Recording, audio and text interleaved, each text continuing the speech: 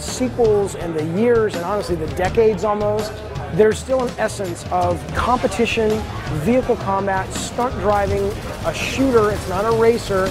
And this set in this comic book, Twisted Metal, almost like Twilight Zone meets Creepshow meets Freddy and Jason from slasher movies world, that heartbeat is as strong today as it ever was. And so when we call it Twisted Metal, it really is kind of like planting a flag in the ground and saying, you know, our heartbeat is still strong. Every time we start a Twisted Metal game, Scott and I are like, hey man, let's do realistic cars.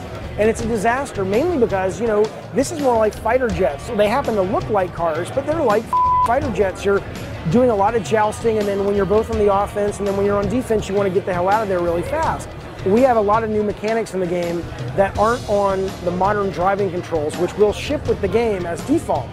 I'm stunned that people are actually playing, because what we have right now is classic controls, because as the guys who make Twisted Metal and who really are good at Twisted Metal, classic controls are the best. When we first had the Twisted Metal vision, it was imagining stepping into that fantasy. I want to be in a car chase, going down the freeway.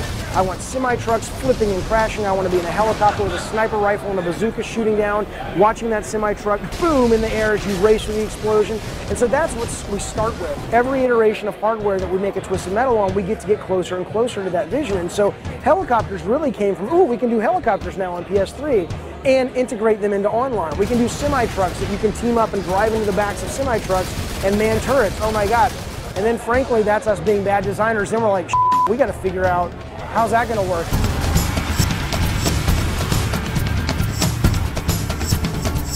You are the car, like every Twisted Metal.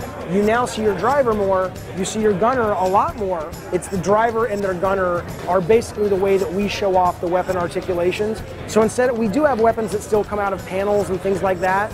But we also felt, you know, it's kind of fun and kind of cinematic to have a guy lean out the window of a sports car with a shotgun and do a drive-by. It just feels more relevant and cool and movie-like, and that was such an inspiration as these great movie moments in car chase movies. So that's what that is. It's not really a different mechanic, it's just a presentation thing.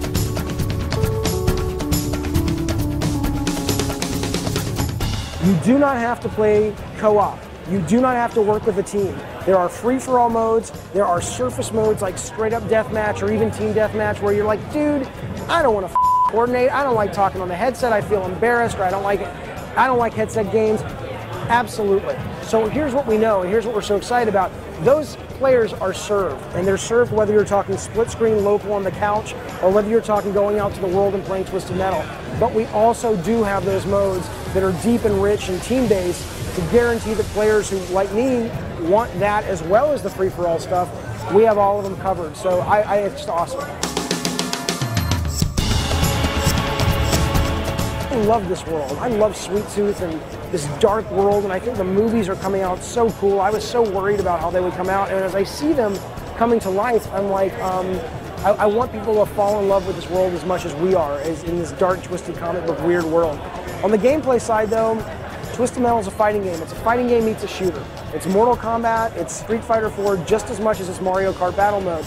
And I want people to basically discover what we already know and that hardcore Twisted Metal fans have known for a long time, that is, this is a great surface game, it's a great party game, it's a great pick up and play game, but there is a lot of layers and a lot of depth and levels underneath that pick up and play that really, to us, puts this in the same league as those great classic multiplayer games that really build a community for years and years and years out.